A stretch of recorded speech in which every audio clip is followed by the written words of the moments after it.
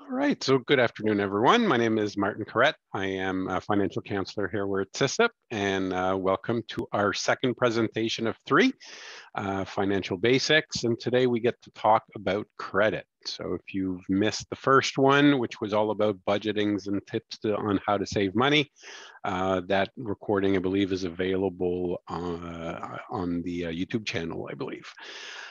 So we'll jump right into it. Today, we're going to talk about credit. We're going to talk about how to manage credit, how to pay off credit. Again, credit is one of those things that in this day and age is used for a lot of things. It's important to look at. I have absolutely nothing against credit. It can be a very useful tool, but it also can be a dangerous tool. So it's important to understand how it works. And there's a lot of myths out there on what you should and shouldn't do when it comes to credit. So credit, like everything else, when it comes to personal finance, some of the benefits about learning more about it, taking control of your financial future, helping you achieve your life goals, providing for yourself and your family, being a smarter consumer, and reducing financial stress. Financial stress is a big one for a lot of people, especially when it comes to credit. Sleepless night is one thing. It can create problems in relationships. It can do all kinds of things. So it's important to look at and make sure that we understand and look for ways for assistance. And again, that's why we're here through SISIP, is to help anyone with that. So credit and debt management. So we're going to start with a few quizzes. So first off, did you know that in Canada, federal regulations say that credit card companies have to ask your permission to raise your limit? This is something that was changed really not that long ago. It's about 12, 15 years ago where they made that change, where in the past prior to that, companies would increase your line of credit and send you a little note saying, congratulations, we did you a favor, which could really work both ways. So now to protect consumers from these types of automatic increases, increasing, potential debt load, they now need to ask your permission. Which is, again, a reminder, though, when they ask you permission, you are absolutely entitled to say no. A lot of times when you use bank machines and such, you'll put in your debit card and they'll offer to increase your line of credit on your credit card, for example. Again, you can say no. That is okay. Having large amounts of credit available is not necessarily a good thing either. It can impact your credit score. Also puts you at risk in case of losing or getting your credit card stolen. So it's always a good idea to keep your limit within your normal use. Having more out there than you need does not necessarily give you anything more. So we'll start with a few quizzes. I'll get you guys to answer in the chat. So 2017, average household debt for Canadians. You guys take a chance at it, A, B, or C. Give you a chance to type it in the chat box real quick. See what you guys think. Answer. So looks like most people are going B, which I'll admit is a fair number. Reality was C. Now it did include mortgages, to be fair. Last quarterly report, when we looked on credit debt for Canadians, on average for most Canadians, for every dollar earned, Canadians owe about $1.85 on credit.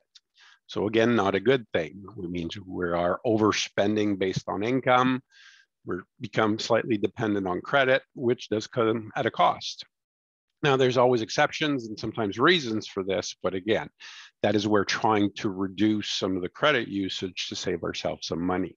Interestingly enough, over the last 2 years with all of this COVID, we have seen some reduction in credit debt because people weren't able to go out and do much. But there's also been a bit of a split where a lot of people have been doing a lot of home renovations. So it's been interesting to see in the credit world the impact over the last 2 years. So it was C. Paying your credit card bill just a couple of days after your due date won't affect your credit report. So true or false? Going to give their answers. False, false. Yep, you're all right. It is absolutely false. So again, late is late. Doesn't matter if it's 1 day, which is why it's important to always pay typically your payment a couple of days before the due date. Again, making sure that the bank gets it in time. Good habit to get into, just to make sure that you don't fall behind. 1 month behind in the credit world is not considered terrible. by any means, doesn't have a huge impact on your credit score, but it is important to try to keep those bills paid on time. So again, a day is a day and it is late. And I can tell you, coming from the credit card industry in my past, that we'd get those calls often saying, well, it's only a day late. Well, sorry, a day late is a day late. All credit cards have the same grace period, also known as interest-free period. True or false? Yep, everyone's got it again. False. Again, most credit card products, most banks have very similar, but this grace period can change a little bit. So the minimum is 21 days. Some will go up to 26 days. That is where anytime we get any type of credit product, it always comes with a little piece of paper with very small writing called terms and condition, which most people are absolutely terrible at reading. Unfortunately, there's a lot of important information on our terms and condition. This is just one piece of it, but it states minimum payment calculation, interest calculation, penalties, things like that. So it is very important to always look through those terms and condition to make sure that you absolutely understand the product that you have, and also understanding that each credit product can be a little bit different from one to the next. So it's understanding those subtleties so we can work with that credit product the best way possible. So it is an absolutely boring read. I get that, but it is important for sure. Last month, your credit card balance was $0. This month, your statement shows that you made a $500 purchase. If you pay off $400 by the due date, you will only be charged interest on the $100 left to pay. True or false? What we have here, answers. We'll get a little bit of a mix here, true and false. So it is false. It used to be true many years ago, but that's changed, like say, a good 25, 30 years ago. Banks now always calculate interest on credit card on what they call the average daily balance. So as soon as you don't pay your credit card bill in full, now you are revolving a balance, at which point they use this method of average daily balance. So in this scenario, they would look at when you made the purchase, when they received the $400 payment, average your balance for that billing period to see how much did you borrow overall as an average, and that's how you get charged interest on. So it's a method to basically be for them to be able to charge more interest. So this is an area that a lot of people kind of make that mistake sometimes, thinking, well, I made the large payment, you know, I'm going to pay less interest anyway. Unfortunately, it doesn't quite work that way. But knowing this is also good, because now if you are carrying a balance on a credit card and you're trying to pay it off, you're not using it much, you know, you're just making payments, trying to bring down that balance. Most people have learned that, you know, you get your credit card statement, you pay it by the due date, you know, the day before. It's kind of what we were taught on how to pay credit cards, which made sense when this statement used to be true. But the way they calculate interest now, this changes this mentality. So if you're trying to pay down that credit card, when you get that statement, if you actually make that payment right away, so earlier, much earlier before your due date, that will actually help reduce your average daily balance, which will in turn save you more on interest.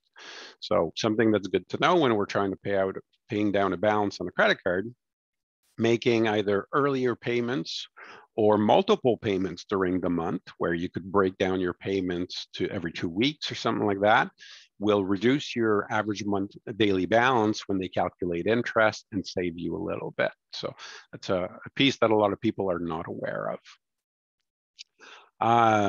If you use your credit card to take money out as a cash advance, you don't have to pay interest on the amount you've withdrawn, as long as you pay your credit card bill in full by the due date. True or false?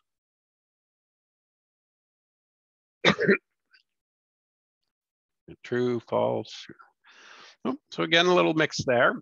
So again, when it comes to cash transactions on a credit card, it is always daily interest. So as soon as you take cash out on a credit card, you're starting to pay interest. Take $20 out on a credit card today, pay it back tomorrow, you're paying a day's worth of interest. And again, this is part of our terms and condition, so that information is there for us to know. When it comes to using cash on a credit card, as a general rule, it tends to be a very bad idea. And there's a couple of other reasons for that. Often interest rate on cash transaction on credit card can be higher than retail transaction. So again, average retail annual interest rate on credit cards is 19.99% per year, which is fairly standard for most credit cards. There's lower and there's higher. And when it comes to cash transactions, a lot of them, it's at 21.99, so a little bit higher. The other issue is most banks often use what's called sheltering. And what that is basically is, again, as part of your terms and condition, and you'll see this on your monthly statement. So you have retail transactions at 19.99 interest, and then you have cash transactions at 21.99. And in your terms and conditions, there's usually a line in there that goes something like this. We reserve the right to apply your payments to the lowest interest rate transactions, which is, again, very common to most credit companies. So what that means is if you have retail purchases at 19.99 and you have cash transactions at 21.99 and you're revolving a balance month over month, anytime you make a payment, those payments are actually only going towards the retail portion because it's the lower interest rate, which means your cash transactions aren't actually going down because they're charging you 21.99 on those. So again, understanding how this works can help us use the tool better. So if you're using a credit card for retail purchases and you're revolving a balance, if you're going to add any type of cash transaction to that account, now you're locking that in under that interest rate unless you're able to pay it all in full. So again, something that is very good to know and which is standard for most Canadian credit companies. Without a good credit history, your bank may charge you a higher interest rate on a personal loan. Your bank may refuse to give you a loan. You might not be able to get a lease on an apartment, A and B, or all of the above. Chance to answer, and everyone's got that right. Yep, so all of the above. Absolutely, credit is used for a lot of things in this day and age. And these are just the common ones that we know about. But bad credit can stop us from getting certain jobs. So there's certain employment types or certain security clearance that, depending on your credit, could have a negative impact. So ignoring credit is never a good thing. There's solutions to fix credit.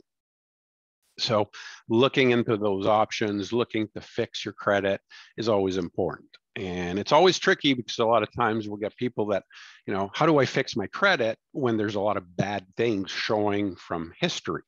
Well, you can't fix things until you take care of the bad stuff first. So we always need to kind of look at things and figure out the best way to fix that so we can then improve your credit score and improve your credit information. Another misconception when it comes to credit, and there's a lot of different rules that come into play, which people tend to kind of mix them up a little bit. So one of them is the 7-year rule. A lot of people seem to think that after 7 years, you know, things just disappear. So again, when it comes to credit, in most normal cases, nothing actually disappears. Especially if you're still owing money. So if you have something in collections, you have an old account that was never paid or anything like, or something like that, reality is that may never disappear unless we actually fix it, pay it, settle it, or find an option around it. So bad credit doesn't just go away. Now, there are certain rules and regulation on how long companies are allowed to collect for those types of debt, and we'll touch on that. But the fact is, the debt itself and the reporting of that debt can follow you till the end of days. So again, maintaining our credit, making sure that everything is in order is very, very important, especially because credit is used for so many things in this day and age. So how to stay out of trouble? Well, as I said early on, I have absolutely nothing against credit. You know, credit can be a very, very useful tool, can help us in some situations, and can help us acquire certain things. So if you have a credit card, you use it, you pay it in full, doesn't cost you anything. Great way to use, the best way to use credit for sure. On occasion, might have a large purchase, home repair, car repair, where credit can come into play to pay for these things where we don't necessarily have the cash on hand to do so. So certainly having credit to enable us to do those kinds of purchases is a good thing. So making as large payments as possible, certainly to save you on interest, is a great way of doing that. But it's always about having a plan. And for the people that missed our first presentation, it always comes back to our budget, because our budget tells us what is available as far as making additional payments and how to pay down debt. So again, very, very important to have a good budget for your personal financial information, which helps us then manage our credit in a much better way. Minimum payment is not a plan. I will show you in a slide or two here on why minimum payment is not a plan. We often say if you carry a balance to look at a low rate card. The unfortunate reality in this day and age is there really isn't low rate cards. I mean, yes, they do exist. There's typically two types. Type number one, you are a credit user, you probably never revolve a balance, very good credit, and your bank offers you a low interest rate, which again, the point low interest is relative, could be anywhere from 9 to 11% typically. But again, you're an individual that pretty much never revolves a balance, so interest rate really doesn't matter at that point. So they're kind of giving you that to try to encourage you to spend more, basically. The other type of low rate card that you see out there basically is a card where if you pay an annual fee, you get a lower interest rate. So at that point, you're buying your low interest rate, which I agree, it might save you a little bit on interest. But human psychology is, is one of those funny things that now if you're paying an annual fee to get a lower rate, the human psychology almost translates that to giving ourselves permission to carry a balance because, well, it's okay, I have a lower rate. Unfortunately, lower is, as I said, relative. You're still most likely paying somewhere between 9 or 11% a year, which means your credit is still costing you something. So usually a much better method than a lower interest rate card would be a line of credit. Typically, lines of credit definitely have a lower interest rate, lower payment, which can help you save on interest. So you could pay off a credit card using a line of credit, but then at that point, we need to be careful. We've got to stop using the credit card, right? Because if we keep using the credit card, rack it back up again, then we're really no farther ahead. And now we owe money on a line of credit and a credit card. But definitely transferring to a line of credit can be a good way. And as we had mentioned, always making those minimum payments, usually a couple of days before the due date to ensure that they receive them in time.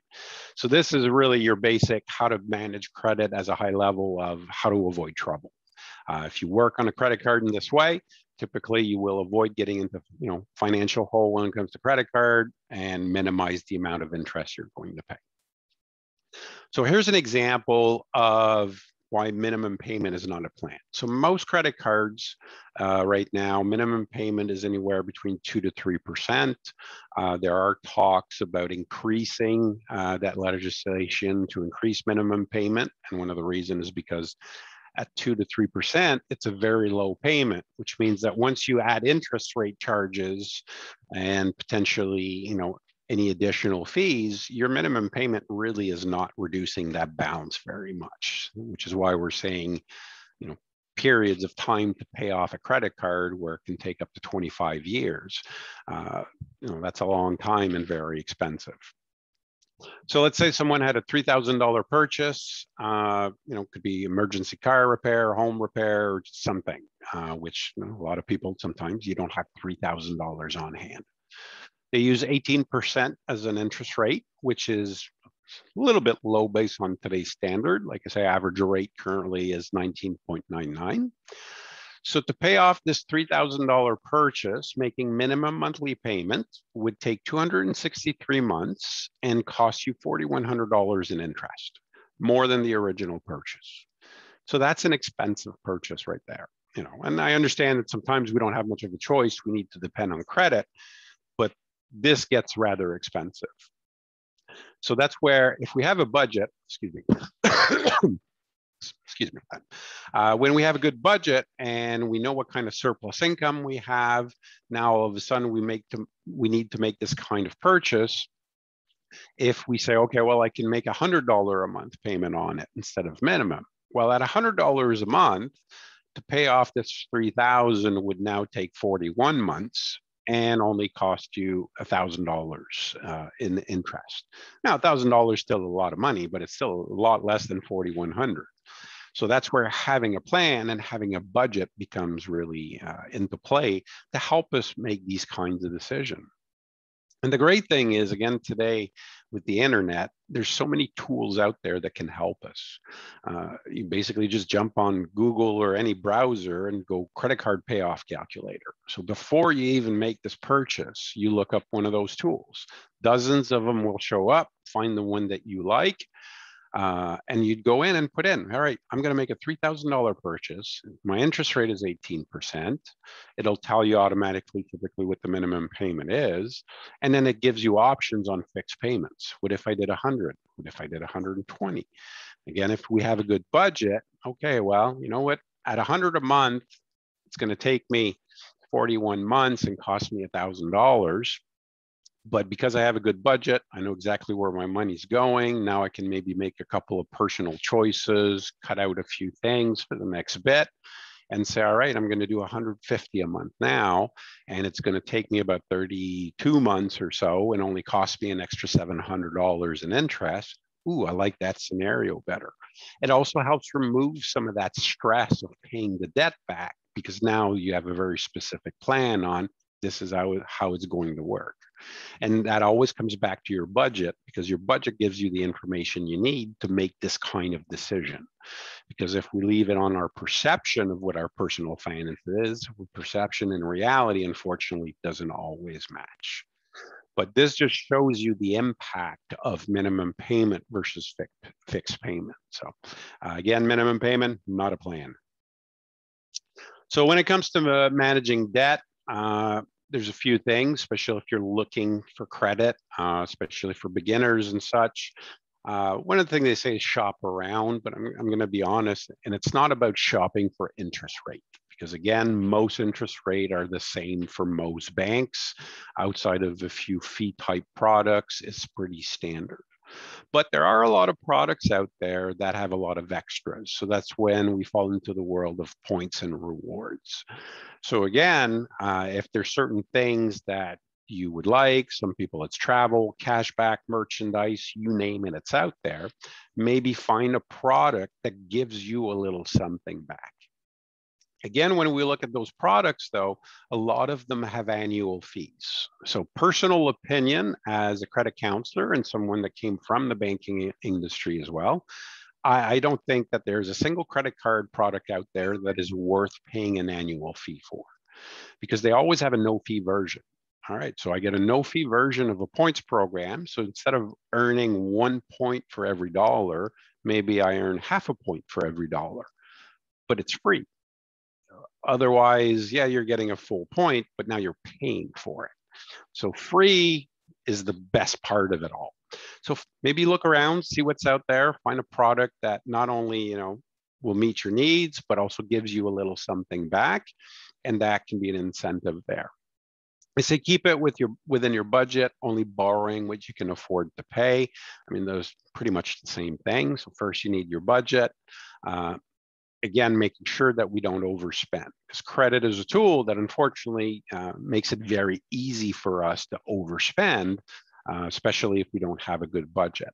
So when you're applying for credit, some institutions are very generous with their lines of credit. So you apply for a credit card, you've got good credit, good information, they come back, here's $20,000 line of credit, which might sound nice, but then the question is, do you need that much? Because again, if you've got a lot of credit available, even if you don't use it, it counts because it's out there. You could use it. So if you're not someone that uses credit that much on a regular basis, you absolutely have the right to call the bank and say, you know what, maybe bring that down to like 7,500 or 5,000 or whatever fits both your personal needs and also fits your budget. How do we calculate? How does it fit your budget? Well, you got to figure out if this credit card was maxed out, How much would be the minimum payment? And does your budget say that you have surplus to cover at least double that amount? Again, to make sure that we stay out of trouble. If we can't afford double that minimum payment, if that account was maxed out, that is considered risky, where we could get ourselves into trouble. So again, you can absolutely ask them to reduce that available credit anytime. If you're carrying a balance, again, additional payments means it reduces the amount of interest you pay. So you can absolutely make additional payments anytime just to help bring down that balance as soon as possible. Quick one on student loans. So anyone with student loans out there, for Canadian student loans, you start paying, it used to be 6 months. I believe they've just changed that now, that as soon as you're done school, they start asking payment. But what's important about student loans is this, is ignoring them is never a good thing. And there are programs out there that can often help as far as student loan goes. One of them is what's called the Repayment Assistance Program, RAP for short, where if financially you don't have the capability of repaying that loan, you apply for this repayment assistance program. And what they'll normally do, assuming you qualify for it, is they'll put your payments on hold so you don't have to make payments. They will continue to charge interest, but the interest rate on student loans is pretty low, so not terrible. And then you need to reapply for this program every 6 months to keep qualifying. But you can actually keep reapplying for the RAP program for as long as you qualify. So ignoring them is just never a good thing. Unfortunately, that is something that a lot of people do, is ignore those student loans because they're not very aggressive with them when it comes to repayment, but eventually it can cause you a lot of problems. So like any other debt, never good to ignore. Couple other quick quiz questions. Getting a copy of your credit report is a good way to check for identity theft. The only way to know if your report's accurate. Free of charge if you request to be sent to you by mail, or all of the above. A chance for people to answer. And a couple of D's, couple of C's. So it is D, all of the above. Again, when it comes to credit information, there's a lot of misconceptions and misinformation out there, and it does get a little bit tricky to know what's the truth out there. So absolutely, checking your credit, they recommend once a year is always a good thing, simply to make sure that you know what's there, make sure it's accurate. Again, if you see, oh, I've got a question in the chat. So what exactly is a credit report? Very good question. So a credit report, okay, I'll take it back a step. So a credit report is where creditors, so banks and other financial institutions, send their information on how you manage the credit that you have with them. And in Canada, we have two companies called credit bureaus that gather this information. There is no legal obligation for any financial institution to report to credit bureaus. It's something that they do voluntary, both for themselves and for the consumers. So when you have credit, most financial institution will report it to at least one of the two credit bureaus. So then when you apply for credit somewhere else, that's where the new institution will pull that credit information to see, how do you treat your credit currently? How much do you have? What kind do you have? And how do you repay that type of credit? So when it comes to credit, again, there's various types, and we'll touch on those as well very shortly. But that's basically what a credit report is. Credit report is your financial picture based on what is reported from your existing creditors on how you treat that. And I hope that sort of answers the question as we continue to talk about credit. So if you've applied for several credit cards or other forms of credit within a short period of time, this could have a negative impact on your credit score. True or false? Yep, looks like everyone's agreeing on this one. True, it absolutely can be. Now, again, this is relative, and It's understanding how it works. So this became a big problem years ago, especially in Canada, where there was a few new financial institutions that would be out there in the field promoting credit card products and offering gifts simply to apply. And, a lot of people would just apply for credit just because they wanted the free gift. And in this day and age, there's so many stores that as soon as you walk in, they're offering you, a free box of cookies or a set of knives just to apply for a credit card. And people would say yes all the time. Problem with that is now it would create all kinds of inquiries every time, for them applying for this credit that in the end they really didn't want, but it would impact their credit score. Because what happens is when you see a lot of credit inquiries, it looks like someone's looking for credit. And then it brings the question as a lender of, why are you looking for so much credit? So that is considered a negative. Now, there's a very simple rule to follow when it comes to this. And the rule goes like this: apply for what you want, not what you're being offered. All right. So again, it doesn't matter what the free gift is. If you don't actually want that product, there's no point applying for it, because now you're just hurting your credit information. Every time you apply for credit, it will absolutely hit your credit file and it will impact your score. Typically, you lose about 3 points for an inquiry, and it takes about 4 to 6 months to come back. 3 points is not a big deal. But again, if you've applied for 10 credit cards last month or within the last 2 months, that's, a lot more points at that point that you're losing. And now it starts to look funny of, why are you looking for so much credit? So if you stick to the rule of apply for what you want, not what you're being offered, it helps limit this potential risk as far as, credit applications go. But if you're applying for something, like I say, it's not a big deal. Don't be afraid of it. Don't worry, because then it got to that point where if you tell someone, oh, well, we're going to pull a credit file, they're very concerned about their credit score. So again, we got to understand that a credit score is not the end all. A credit score is an indicator. The other challenge is, I mentioned earlier that we have 2 credit bureaus in Canada. So they are Equifax Canada and TransUnion Canada. Those are the only 2 credit companies that we have. So their score system is proprietary. So you could look at both of your credit file and they will show a different score, which again is normal. And then you go to your bank and maybe you're with BMO and they might offer, a credit score, and that'll be different as well, because every bank has their own tool to recalculate that credit score. So credit score is not the end all. It's a guide. It's a good clue into credit worthiness is what they tend to use.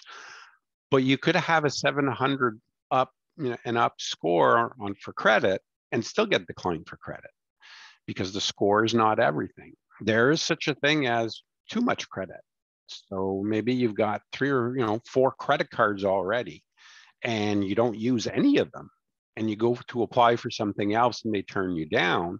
Well, those 4 credit cards each have, $10, $15, and $20,000 available to you.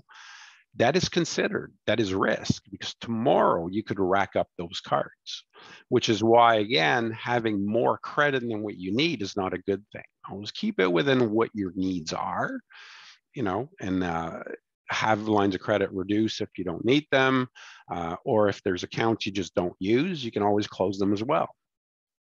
Now, if you are looking to close credit cards accounts, the one thing to be careful, and the one area where sometimes people kind of get themselves, I won't say in trouble, but it just impacts their credit score for a period of time. You've had, let's say, a credit card for the last 25 years. You decide you don't want to do business with them anymore. You just open a new card with a different institution that you've only had for 6 months. And now you close that 25-year-old credit card. That's going to impact your score negatively. because that card had a lot of history behind it, and it really straightens up your credit score. And now the only credit card you have is 6 months old. That's considered weak in the credit world. That's brand new. So you do need to be careful with that. A credit product, such as a credit card, line of credit, and such, is considered typically established in the credit world once it's been open for at least 12 months. So depending on the institution, you're talking 12 to 18 months, then they considered an established product. Anything newer than that, most places kind of considered new and risky. Oh, we've got to wait to see how they're going to handle this. So if you are going to close accounts and things like that, always keep that in mind. As far as making sure that you don't impact your own score when it comes to that. Let's see. Which of the following does not affect your credit score? So your payment history, whether you've ever missed a debt payment, any collection of bankruptcy that has been recorded against you, your history of repaying informal loans from family or friends, any outstanding debt you have, and your account history, how long you've had credit and the type of credit. I think that one's an easy one. And I'll come back to that question. That's right, see family and friends. So everything else you see on here is what a credit report shows you. It's your payment history, if there's any bad credit, what it is that you have currently outstanding, and that history. So I had missed a question in the chat. So if you request your credit report once a year, does that impact your credit score? So the answer to that is no. When you request your own credit file, there is no impact to your score when it comes to that. But in this day and age, there's much better ways to get access to your credit file, and I'll touch base on that in a couple of slides as well. So other types of loans that are out there. So credit card's a big one. Let's see, sorry, back to a question. If someone else does, that's right. So yes, -3 points is if you are applying for credit. So any financial institution that requests a credit file on you, you lose 3 points. That's the standard there. If you have an existing product with a financial institution, for example, most banks every 6 to 12 months, they will refresh the credit information they have on you to maintain your credit. That does not count. You don't lose 3 points for those. So that is only for new credit application that it impacts your score. Okay, so to clear that one up. So credit cards, lines of credit are definitely the most dangerous tools that people tend to get into trouble with. But again, other types of loans, so mortgages, car loans, overdraft is considered credit. Payday loans and personal loans are all there. You can have a personal loan from a family or friends, and you can get that loan registered through a lawyer, which now means that it can be reported to a credit bureau. So again, it's just understanding what's behind there. So, but these are the typical types of loans that are out there, and all of these comes at a different cost. The worst one is definitely the payday loans. When it comes to payday loans, cash stores and such, it's pretty much legalized robbery. It's really important to stay away from those. And this kind of shows you the cost of borrowing when it comes to those types of places. So someone borrowing $300 for 14 days, which is half a month. So from a line of credit, average cost and interest would be just under $6. On overdraft, just a little over $7. On a credit card, again, a little bit more. And then we see on a payday loan, $63. So again, understanding, the cost of borrowing is very important. They make it sound like it's cheap, $20 for the first 300. But if you translate it into an interest rate, this is what it means. So it's very, very, very expensive. And it's always, a good thing to stay away from any of those types of loans. So when it comes to credit, again, it's understanding the danger signals along the way. So when we use credit cards as a necessity versus a convenience tool. So the idea of credit is so we don't have to bring a lot of money, it avoids that use. We put it on the credit card. At the end of the month, we get the bill, we pay it in full, doesn't cost us anything. Again, proper credit use there. If we start using credit because there's not enough cash flow and we need it to buy living expenses, that is always a bad sign. It is also human nature. When there's not enough money and we have credit available for us, it's normal that we use it when it's there. Absolutely. Problem is, if we don't have a fix for the cash flow, what tends to happen is after a while, the credit cards are maxed out, and now we can't do the payments on the credit card because there's not enough cash flow, and we're still short on our day-to-day, and now things really start to fall apart. So unless there's an actual plan, or you're going through a transition piece, well, okay, next 3 months are tough, but something's coming for sure, which will change the financial situation.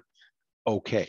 But outside of that, it is always an indicator of things starting to go bad, using credit to compensate for living expenses. And we start missing payments, again, always an indicator. If we're near the credit limit on our cards, that one's a little more subtle, but people are really worried about inquiries impacting their credit score because it was in the media a lot at a certain point. But another thing that impacts your credit score quite a bit is being near your credit limit.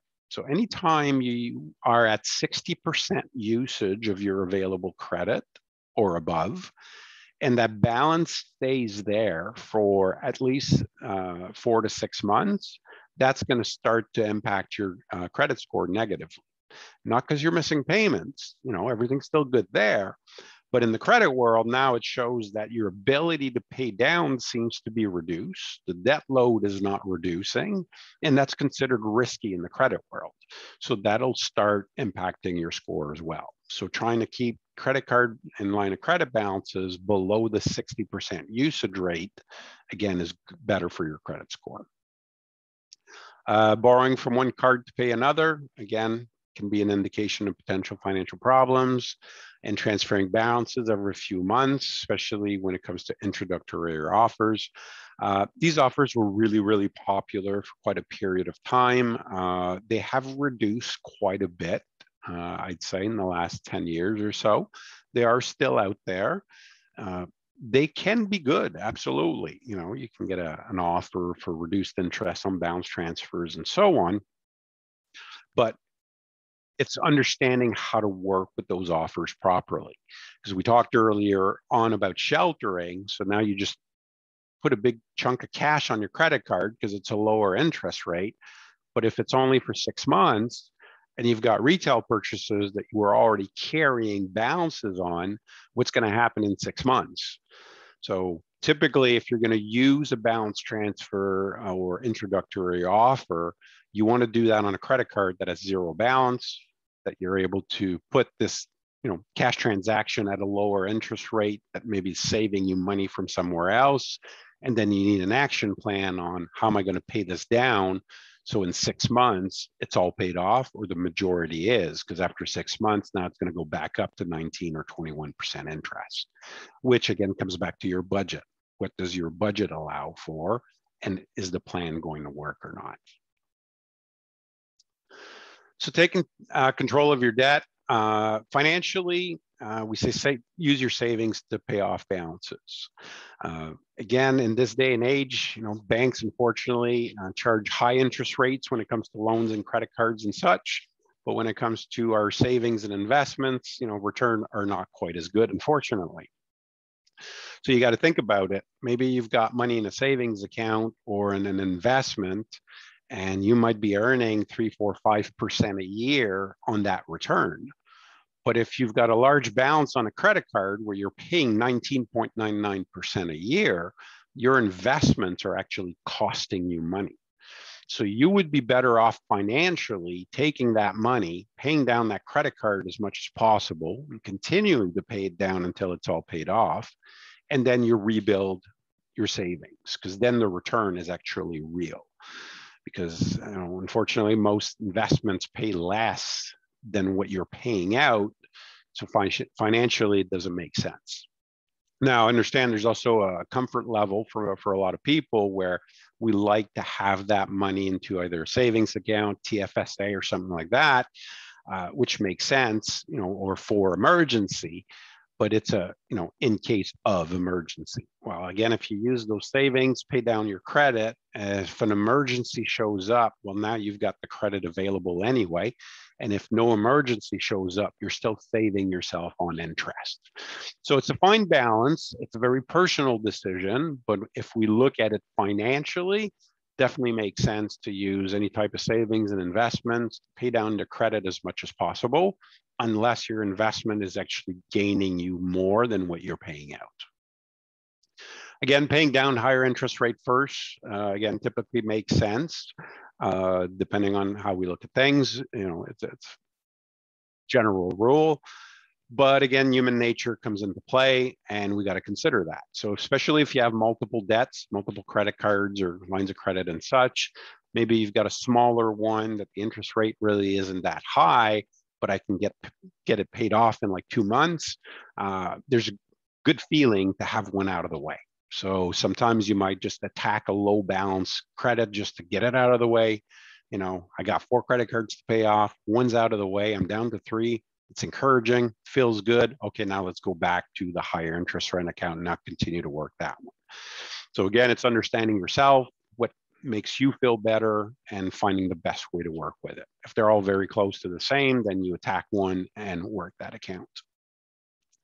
Again, switching to less expensive credit cards, not so much of an option, but the line of credit might be an option, putting away those cards afterwards. Calling creditors to negotiate later lower rates. It's the old expression, right? Doesn't hurt to ask.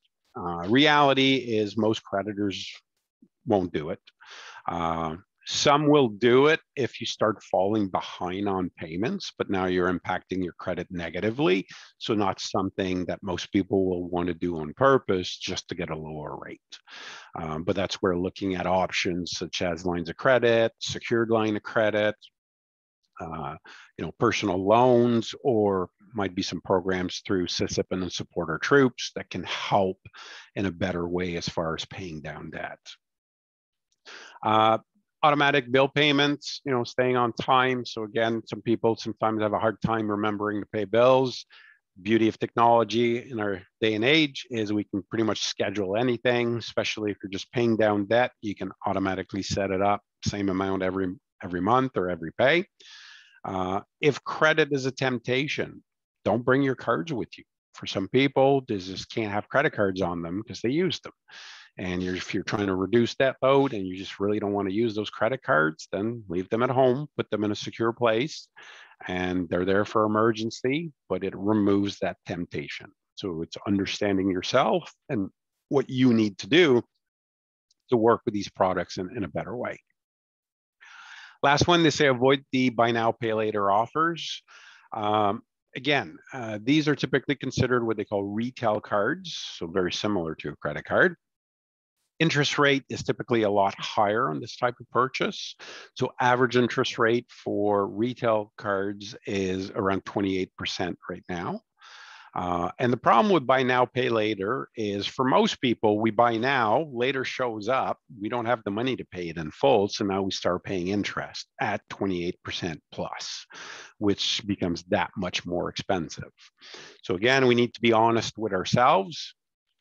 Now, if you're good with finance, you budget, you're good at putting money aside, the offer is buy now, pay later, but you can start paying today. So you can start giving them money every month. So when later shows up, it's paid in full. Now it didn't cost you an interest, or you put the money in a savings account. So when the end of the term shows up, you can actually pay it in full. But most people don't do that. Again, it's looking at ourselves to make sure that we are honest with ourselves as far as, can I actually put this money aside? Last but not least, they talked about consolidation loans, which unfortunately these products don't really exist anymore. Consolidation loans is when you went to your bank, they give you a loan to pay off all of your credit at a better interest rate. And most banks nowadays just don't do it anymore due to some of the changes in laws, and the changes were based on privacy. Because back in the day when you got a consolidation loan, the bank would send a letter to all your creditors saying, so-and-so got a loan, please close the account, and they do it. With the change in privacy, banks aren't allowed to do that. I mean, they can send a letter, but no one has to listen to it. And they saw a very large increase in bankruptcies when this change happened. So now getting a consolidation loan is next to impossible. I did have a question here. If you have recurring payments and when the deadline falls on a weekend, when your bank takes the payment out the next weekday, does that count as being late? No, that would not count as being late.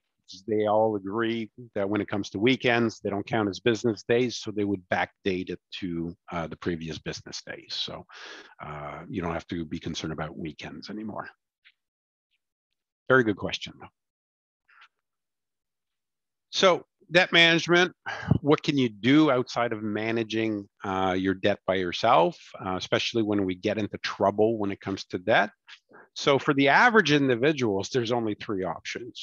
When we look at those options, there's financial counseling. So financial counseling, they are able to negotiate with creditors. They offer certain programs to help, consolidate the debt and pay it off over time, typically a 5-year term.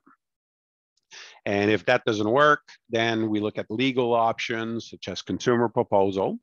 So a consumer proposal is done with a trustee, and what they do is they offer settlement amounts to all of your creditors, and then they put that repayment plan on up to 5 years. So consumer proposal, let's say you owe $100,000, depending on your personal, income information, assets and such, they'll figure out they can reduce, offer maybe 60% or all the way down to 50% on the dollar. If they agree, then they put that $50,000 in a 5-year repayment plan. The nice thing about a proposal is if your financial situation changes or you run into some money or anything like that, you can pay it off quicker and be done faster. Payment for that type of plan tends to be a little bit higher as well. So if that doesn't work, then the last resort option is bankruptcy. Now, bankruptcy is, again, the legal process that can help you clear all of your debt. And it definitely has a negative impact on your credit, but it is also fixable. Bankruptcy is all about income and assets. So depending on how many people live in the home, what's the household income, and what are the assets. Now, when we talk about asset, we talk about home ownership. If you own vehicles and such, that can come into play. You are entitled personal property and items, and that doesn't matter and doesn't come into play. But first-time bankruptcy, very simple process. For an individual with what is considered no surplus income, it's a 9-month process, clears up all your debt. If you follow the rules, after 9 months, you get your discharge, so you're no longer considered bankrupt after that 9-month period, at which point you're able to start working on rebuilding your credit.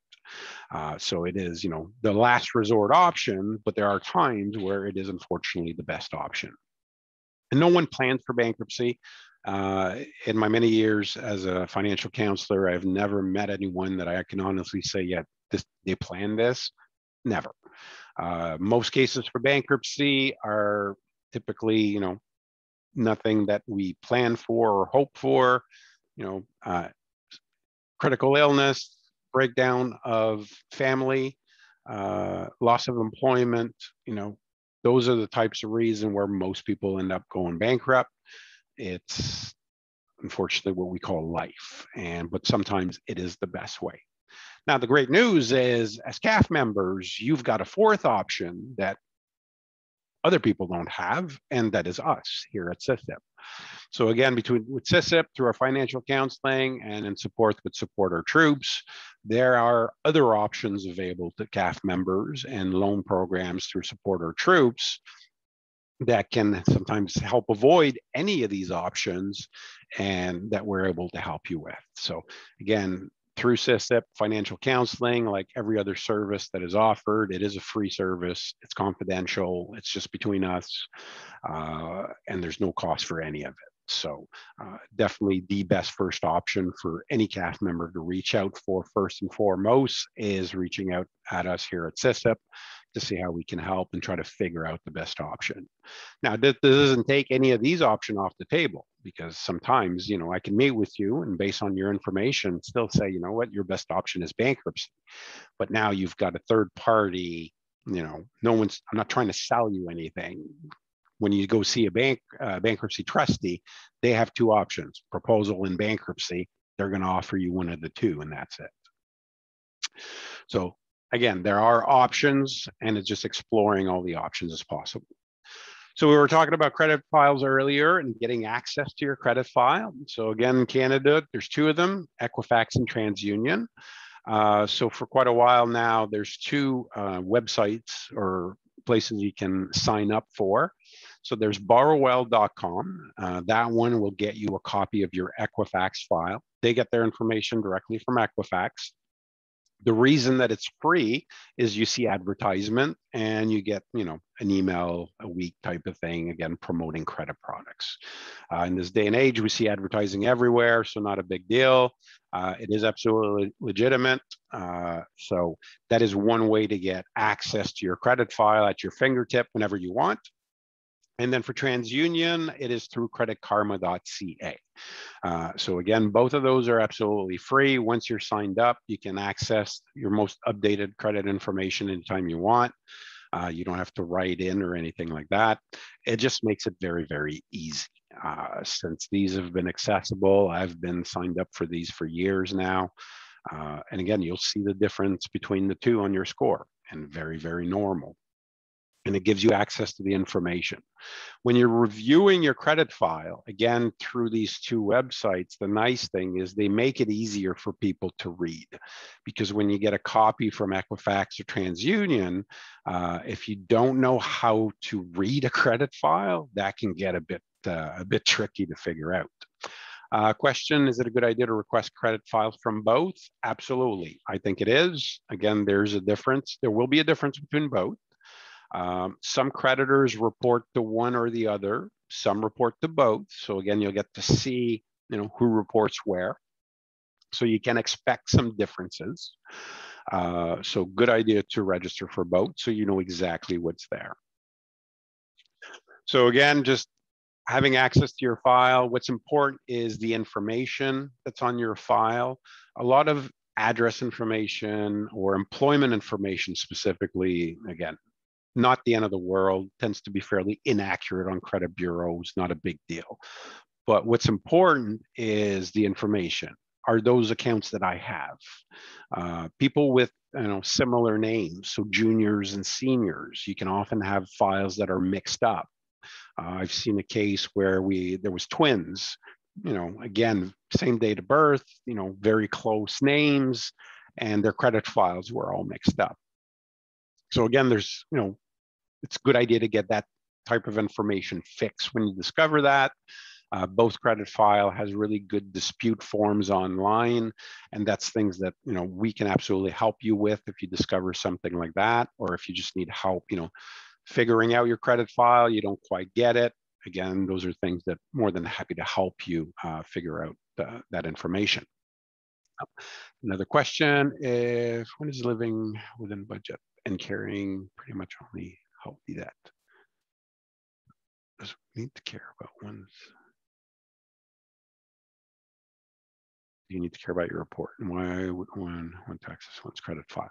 Again, if you're living within your budget, you don't have a lot of debt, but if you have you have a credit card, the first time, I would put it like this: if you've never checked your credit file before, it's a good thing to do, first of all, just to make sure that the information is right, that there's no mixed file information, that what shows up there is, again, accurate.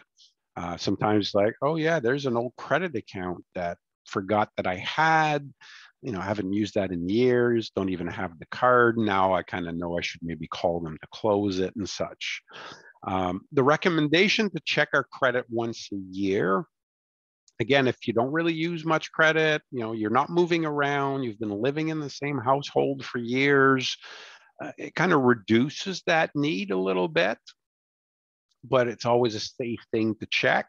If you move around a lot, then, most people, we forget to change address on something. So that means someone's getting our mail, which now means they're potentially receiving some of our personal information, and there's fraud potential and things like that. So it becomes more important to check. So like I said, the nice thing is once you're signed up, you have access anytime you want. You'll get alerts. If you apply for new credit, well, you'll get an alert of new credit application. Well, you did it. But if it comes through and you haven't applied for anything, again, it gives you a bit of a warning there. So it's just, there's so much fraud nowadays, people stealing information. It's just a safe thing to have. So I do recommend it, even if you don't use credit much, just to check it every few years. Is there an impact to your credit file if you are not using Canadian accounts much for a few years? Like if you're now can. No, so if you have credit, even if you don't use it, it's still good. So outside of you closing the account, if you close an account, then you're going to lose that credit information over time.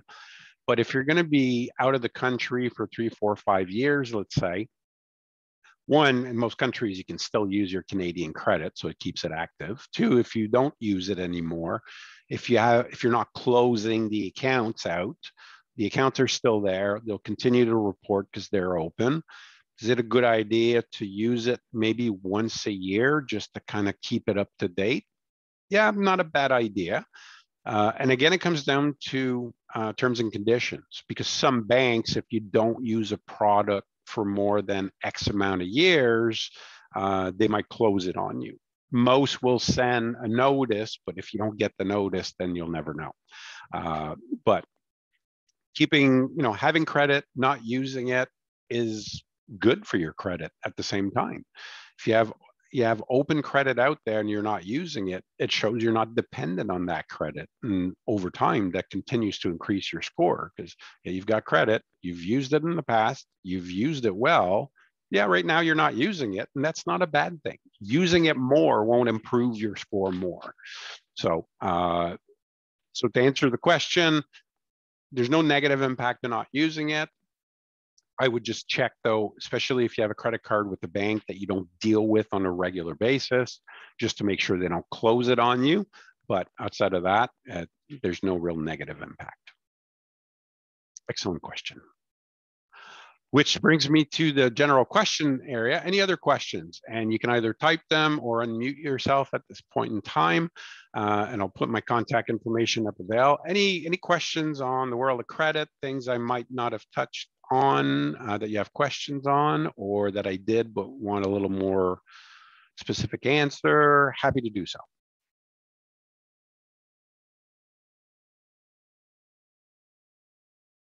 We did have a few good questions. So might be a few more out there. Good. So again, credit, can be very, very useful. It's just managing it properly, and like anything else, it starts with your budget. So if you missed the first presentation, I encourage you to go back and have a look at it, where we talk in depth about budgeting, how to work with the budget, how to use the budget, and some good tips on how to save money, which will help you in the credit piece. Again, you have questions, want help building a budget, or just general questions, feel free to get in touch with me anytime. I am full-time virtual counselor here with SISIP. I cover all of OutCan, so I am absolutely at your disposal anytime you wish. Absolutely confidential, so happy to help anyone. We will be doing our last presentation talking about investments, saving and investing. Will be our last one for this set of 3 presentations, so hopefully you will join us for it. And if there's no questions, we will end the presentation. I hope you all enjoyed it. Thank you very much.